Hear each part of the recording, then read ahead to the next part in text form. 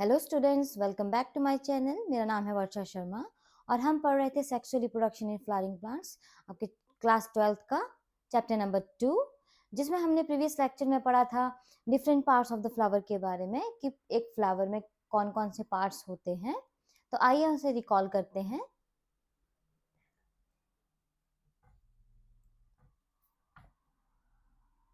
तो ये है थैलेमस, जिसे हम रिसेप्टेकल के नाम से भी जानते हैं। रिसेप्टेकल के ऊपर जो है सारे के सारे जितने भी पार्ट्स फ्लावर के होते हैं वो लगे होते हैं। सबसे पहले लगा होता है एक leafy structure, small leaf like structure, जो कि ग्रीन कलर का होता है, जिसे हम सेपल कहते हैं। और अगर बहुत सारी सेपल लगी हुई हैं तो हम उन्हें कैलिक्स का नाम देते हैं।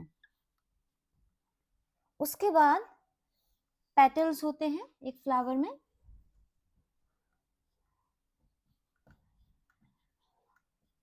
और पेटल्स के ग्रुप को हम कहते हैं कोरोला।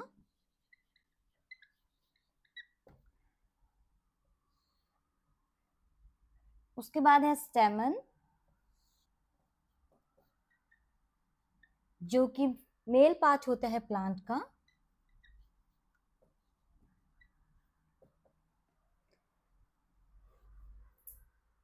उसके बाद आता है इस तरह का स्ट्रक्चर, जिसे कहते हैं कार्पल,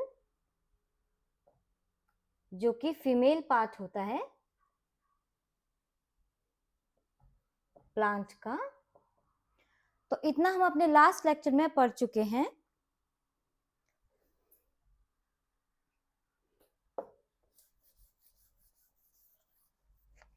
आज हम पढ़ने वाले हैं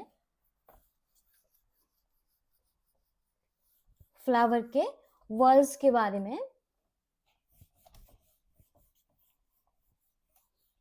वैसे तो फ्लावर में 4 तरह के वॉल्स होते हैं, पर जब हमने इनको डिफरेंशिएट करना है या डिवाइड करना है तो हम इनको 2 टाइप्स में बोलते हैं फ्लावर वॉल्स। एक होते हैं एसेंशियल वॉल्स,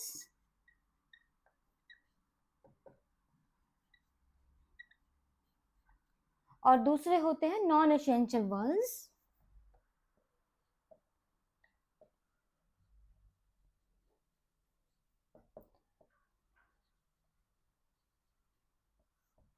वॉल्स का मतलब होता है जो कि एक कतार में लगे होते हैं। तो एसेंशियल वॉल्स का मतलब है कि जो डायरेक्टली इन्वॉल्व होते हैं सेक्सुअल रिप्रोडक्शन में,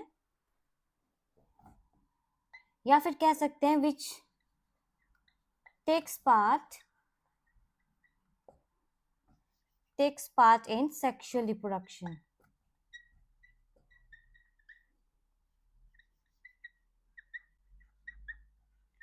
अब दूसरी तरफ आते हैं हमारे पास नॉन एसेंशियल वॉल्स, जो कि सेक्सुअल रिप्रोडक्शन में डायरेक्टली इन्वॉल्व नहीं होते हैं।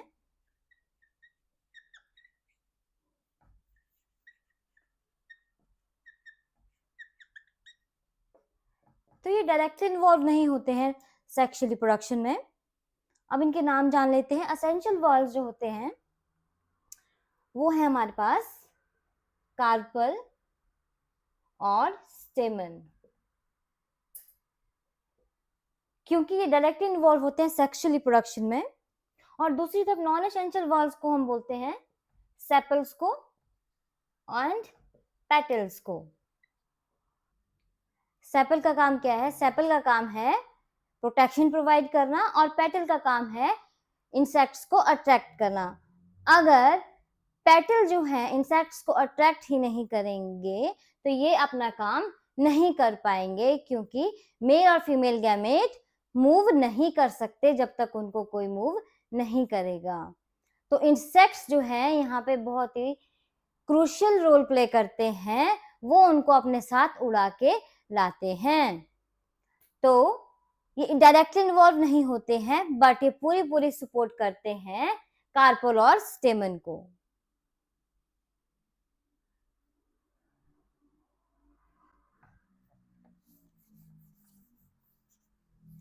इसके बाद हम पढ़ेंगे कुछ इंपॉर्टेंट टर्म्स। सबसे पहले हम देखेंगे एक नॉर्मल कंडीशन।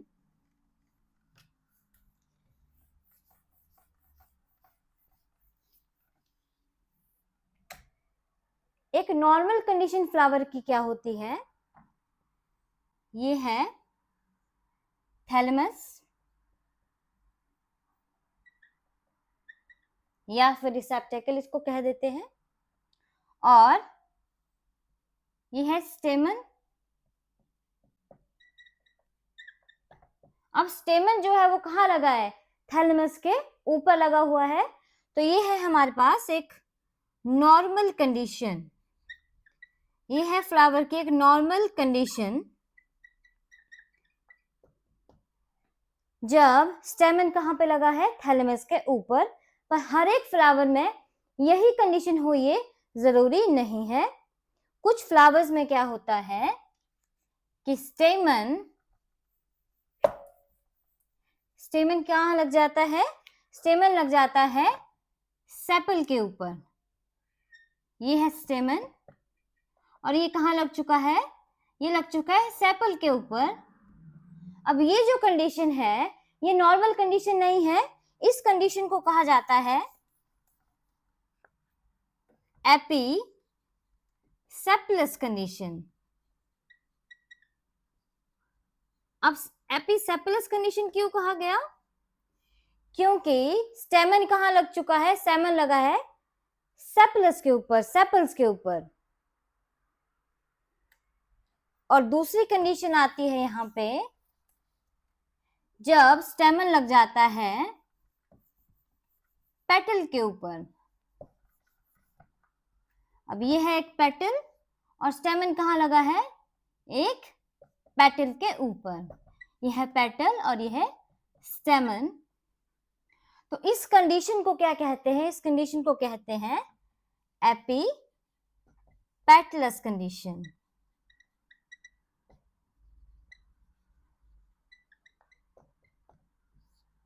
तो मैंने अभी क्या कहा? मैंने अभी कहा कि फ्लावर में जरूरी नहीं है कि नॉर्मल कंडीशन ही हो। नॉर्मल कंडीशन से मेरा मतलब है कि जो स्टेमन है वो हमेशा कहाँ लगा होगा? थैलेमस के ऊपर। कभी कभी क्या होता है, जो स्टेमन है वो कहाँ लग जाता है? सेपल के ऊपर लग जाता है और बन जाती है एपीसेप्लस कंडीशन। और कभी कभी क्या होता है, जो स्टेमन है वो कहाँ लग जाता है? वो पेटल के ऊपर लग जाता है और बन जाती है एपीपेटलस कंडीशन। तो इन कंडीशंस को भी हमने दिमाग में रखना है। अब हम जा रहे हैं मेन स्टोरी की तरफ।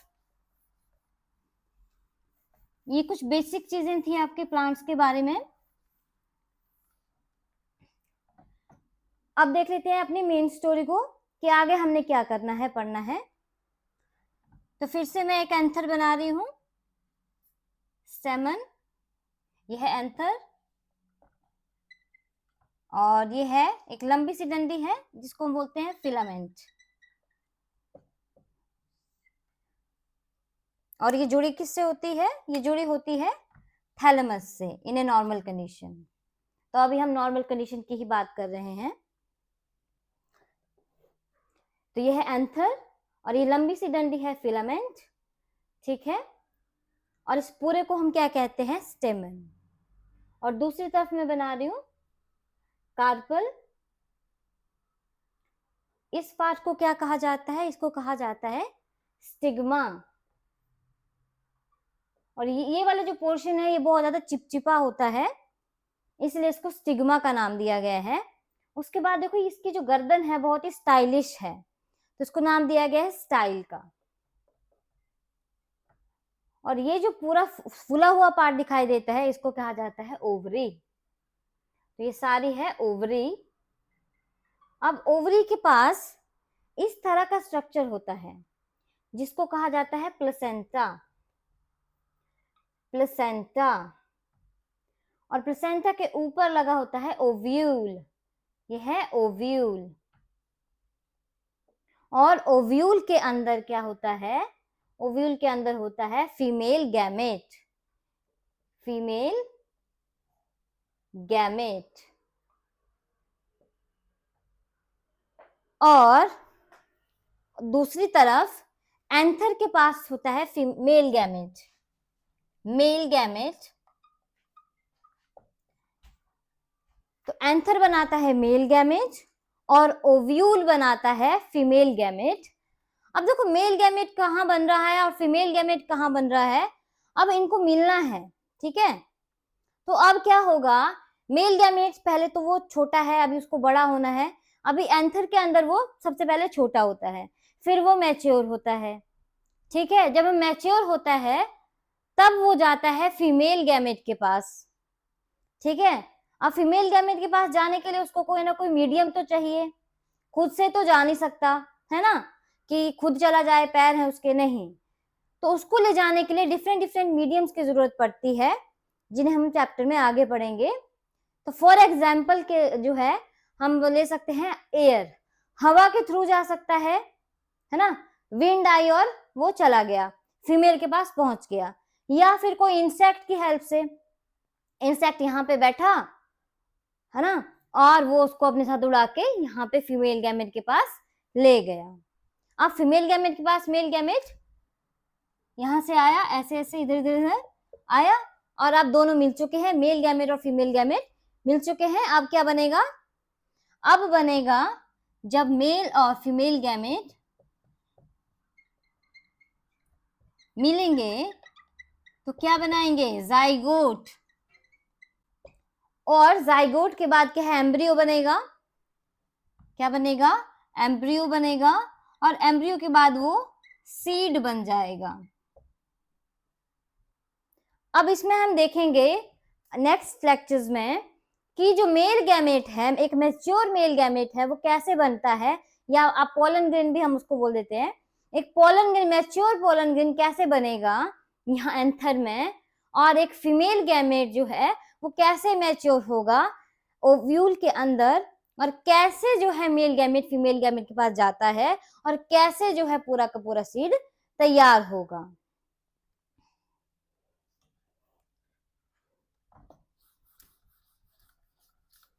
तो अब हम इनको वन बाय वन पढ़ेंगे।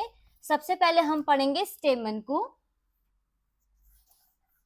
डिटेल में।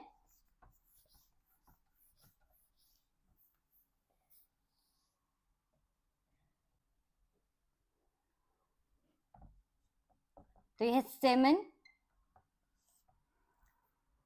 अब फिर से हमें स्टेमन का स्ट्रक्चर बनाना है। ये स्टेमन है, ये लंबी सी डंडी है, इसको क्या कहते हैं, इसको कहते हैं फिलामेंट।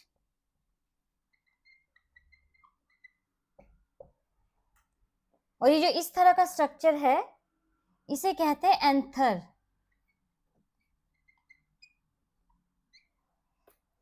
और नीचे ये जुड़ा हुआ है थैलेमस से, ये है थैलेमस।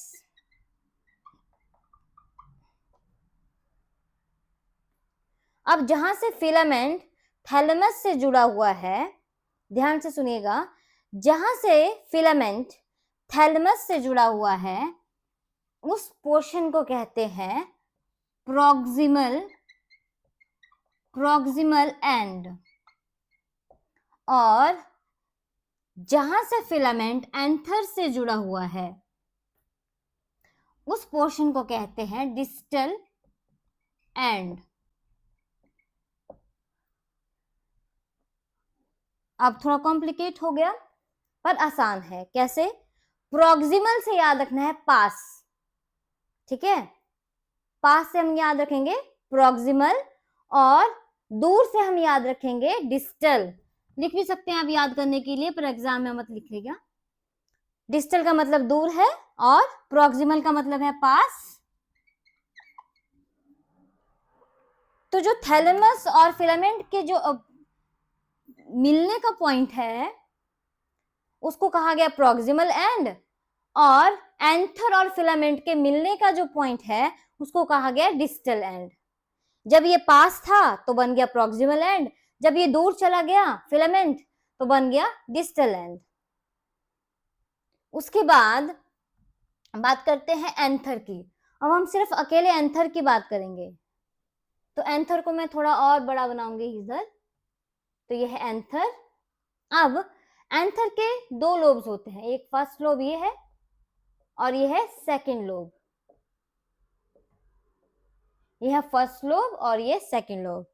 तो अगर मैं बोलूं कि एंथर जो है it is a two lobed structure, तो कोई गलत बात तो नहीं है ना? ये है फर्स्ट लोब और ये सेकंड लोब, तो anther is a by lobed structure, लिख भी सकते हैं।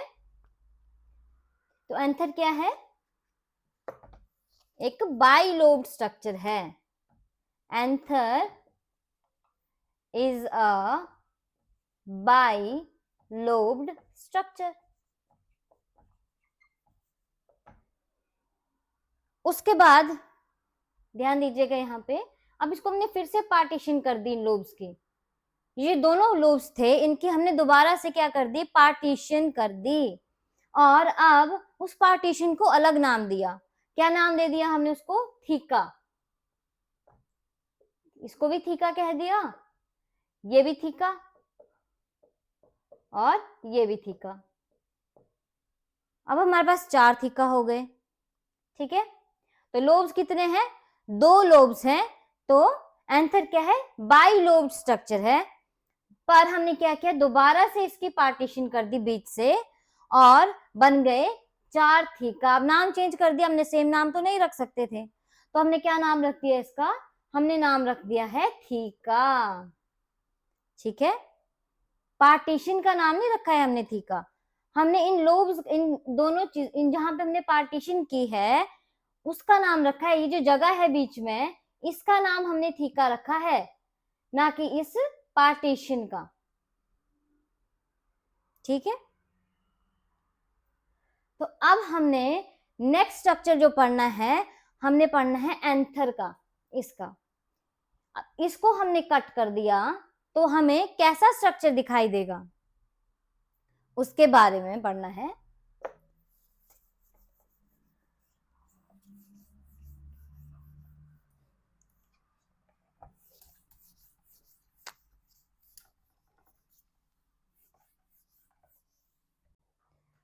जब एंथर को कट किया जाता है तो हमें कुछ इस तरह का स्ट्रक्चर दिखाई देता है, जिसमें हमें 4 चैम्बर्स दिखाई देते हैं, और उन 4 चैम्बर्स को कहा जाता है माइक्रोस्पोरेंजियम। माइक्रोस्पोरेंजियम कहा जाएगा। इन सभी को हम कहते हैं माइक्रोस्पोरेंजियम, जिसको मैं शॉर्ट में लिख रही हूं। यह है माइक्रोस्पोरेंजियम। उसके बाद हमें दिखाई देती है सबसे बाहर वाली लेयर जो दिखाई दे रही है आपको, ये है एपिडर्मिस, और इसका काम होता है प्रोटेक्शन प्रोवाइड करना।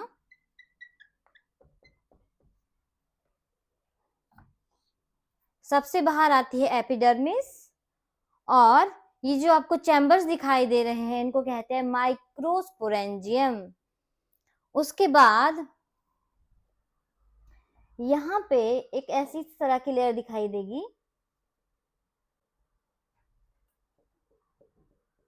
जिसको कहते हैं एंडोथीशियम।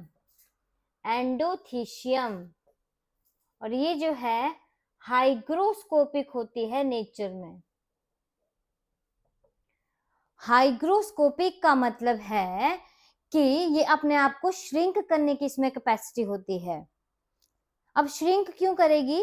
जब पोलन ग्रेन्स यहाँ से बाहर आएंगे, जब वो मैच्योर हो जाते हैं, अब उनको बाहर आना है, तो बाहर आने के लिए जो लेयर है वो फटनी भी तो चाहिए ना, टूटनी भी चाहिए। अब ये क्या करेगी? जब ये पोलन ग्रेन्स जो है मैच्योर हो जाएगा, तब ये अपने आप को श्रिंक कर लेती है, और जिस वजह से जो पोलन ग्रेन्स हैं वो इजीली बाहर चले जाते हैं।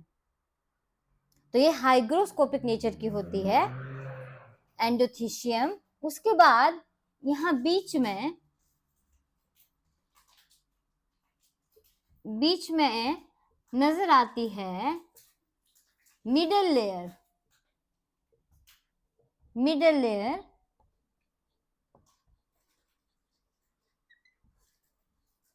ये पूरे जो है एंथर में फैली होती है, ठीक है, ये मिडल लेयर होती है। और बीच में ये है कनेक्टिव टिश्यू, ये है कनेक्टिव टिश्यू। अब जो कनेक्टिव टिश्यू है, कनेक्ट से अब नाम ही कनेक्टिव है तो मतलब ये कुछ ना कुछ कनेक्ट कर रहा होगा। तो ये क्या कनेक्ट करेगा, ये जो फर्स्ट लोब है, देखो ये वाला जो है ये फर्स्ट लोब है, ये पूरा जो है क्या है, ये है फर्स्ट लोब। तो ये फर्स्ट लोब को, और ये वाला पोर्शन जो है ये है सेकंड लोब। तो ये पूरे फर्स्ट पोर्शन को सेकंड पोर्शन से जोड़ के रखता है, क्योंकि हमारे पास क्या है, दो लोब्स होते हैं, फर्स्ट लोब और सेकंड लोब। तो दोनों को जोड़ने के लिए कोई ना कोई टिश्यू चाहिए, तो वो है कनेक्टिव टिश्यू। अब इसके अंदर चलते हैं। अब माइक्रोस्पोरेंजियम के अंदर क्या है, यहाँ पे है ढेर सारा स्पोरोजेनस टिश्यू, यहाँ पे लिख देते हैं ढेर सारा, इसके अंदर क्या है, स्पोरोजीनस टिश्यू, बहुत सारे स्पोरोजीनस टिश्यू हैं। और जिसके अंदर रहते हैं स्पोर मदर सेल्स, यहां रहेंगे स्पोर मदर सेल। और स्पोर मदर सेल का जो है बहुत ही अच्छा काम है, क्या करते हैं, फटाफट खुद को ये डिवाइड करने की कैपेसिटी रखते हैं, बहुत जल्दी जल्दी अपने आप को डिवाइड करते हैं। अब डिवाइड करना है तो एनर्जी तो चाहिए, खाना तो चाहिए ना काम करने के लिए, तो इनको खाना कौन देगा। अब तो इनके बाहर एक और लेयर होती है जो कि बहुत ही ज्यादा दयालु किस्म की है। जब भी स्पोर मदर सेल डिवाइड होने के लिए खाना मांगेंगे तो वो बेचारी क्या करती है, इनको खाना देती है। तो उसका नाम है टेप्टम। अब टेप्टम जो है बहुत ही दानवीर किस्म की है। ये क्या करती है, जब भी स्पोर मदर सेल को डिवाइड होना है तो क्या करेगी, बोलेगी टेप्टम को कि मुझे ना भूख लगी है, मुझे खाना दे दो। और जो टेप्टम है वो क्या करेगी, इसको न्यूट्रिशन प्रोवाइड करेगी। तो टेप्टम का काम ही क्या है, न्यूट्रिशन प्रोवाइड करना। तो मैं इसमें ब्रैकेट में लिख रही हूं कि टेप्टम का काम क्या है, न्यूट्रिशन प्रोवाइड करना, ठीक है। और जो माइक्रोस्पोरेंजियम है वो अभी क्या है, इमैच्योर है, अभी वो इमैच्योर स्टेट में है। बाद में क्या होगा, वो मैच्योर होंगे और पोलन सैक बनाएंगे, और पोलन सैक एक टाइम के बाद फट जाते हैं और पोलन ग्रेन्स जो हैं इससे बाहर आ जाएंगे, ठीक है। तो ये एक बेसिक स्ट्रक्चर है आपके एंथर का। जब हम एंथर को काटते हैं तो क्या क्या दिखाई देता है हमें, सबसे बाहर हमें दिखाई देगी एपिडर्मिस। अब जैसे ह्यूमंस में भी क्या होता है, सबसे बाहर जो है हमारे पास कौन सी लेयर आती है हमारी बॉडी में, एपिडर्मिस आती है, जो कि हमें प्रोटेक्शन प्रोवाइड करती है। तो सेम केस प्लांट्स में भी होता है, सबसे बाहर जो है वो एपिडर्मिस आती है जो कि इनको बचाने का काम करती है। उसके बाद हमें अंदर की तरफ चलते हैं, अब बाहर से अंदर की तरफ चलेंगे, कौन कौन सी लेयर आएगी। तो सेकेंड लेयर आती है हमारे पास एंडोथीशियम की, जो कि हाइग्रोस्कोपिक होती है नेचर में। हाइग्रोस्कोपिक का मतलब होता है कि जब पोलन ग्रेन्स के टाइम हो चुका है मैच्योर होने का, अब उनको बाहर जाना है, तो ये खुद को श्रिंक कर लेती हैं, और श्रिंक होने के बाद ये फट जाती हैं, जिसकी वजह से पोलन ग्रेन्स आसानी से बाहर जा सकते हैं। अब थर्ड जो लेयर है वो है मिडल लेयर, ठीक है। मिडल लेयर जो है उसके बाद आती है हमारे पास टेप्टम, ठीक है। उसके बाद कौन सी लेयर आती है हमारे पास, टेप्टम लेयर आती है। और टेप्टम क्या करती है, टेप्टम जो है स्पोर मदर सेल्स को खाना देने का काम करती है। जब भी स्पोर मदर सेल को डिवाइड होना है तो उसको खाना कौन देगा, न्यूट्रिशन कौन देगा, टेप्टम देगी। तो कौन कौन सी लेयर्स हैं, फर्स्ट है हमारे पास एपिडर्मिस, सेकेंड लेयर है हमारे पास एंडोथीशियम, थर्ड लेयर है हमारे पास मिडल लेयर, और फोर्थ लेयर है हमारे पास टेप्टम। अब याद भी तो करना है इसे, कैसे करेंगे? सबसे पहले लिखेंगे हम एपी, एंडो, फिर लिखेंगे मीटा। एपी से एपिडर्मिस, एंडो से एंडोथीशियम, मी से मिडल एयर और टी से मीटा से टा से टेप्टम। तो इस तरह से हम इसे याद कर सकते हैं कि एंथर में कौन कौन सी लेयर्स होती हैं। ये क्वेश्चन पूछा जाता है कि अंदर से बाहर की तरफ कौन कौन सी लेयर्स होती हैं, या बाहर से अंदर की तरफ कौन कौन सी लेयर्स होती हैं, आप उनको बताइए, लेबल कीजिए। तो अगर क्वेश्चन आएगा कि बाहर से अंदर की तरफ जाना है तो सेम ही है, एपी एंडो मीटा। सबसे बाहर एपिडर्मिस, फिर एंडोथीशियम, फिर मीटा, फिर मिडल लेयर और फिर टेप्टम। और अगर अंदर से बाहर आना है अंदर से बाहर आना है तो पहले टेप्टम, फिर मिडल लेयर, फिर एंडोथीशियम और फिर एपिडर्मिस। अब इसमें एक और चीज मैं आपको बता देती हूं।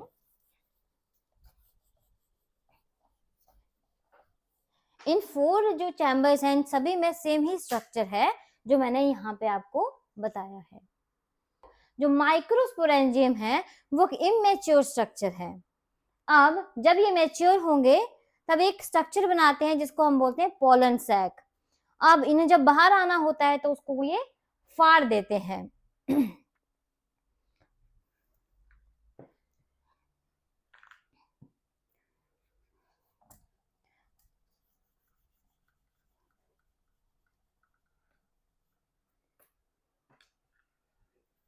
तो आज हमने पढ़ा है स्टेमन के डिटेल स्ट्रक्चर के बारे में, जो कि है एंथर, जिसमें पोलन ग्रेन्स बनते हैं, और एग्जैक्टली कहाँ बनते हैं वो भी मैंने आपको बता दिया है।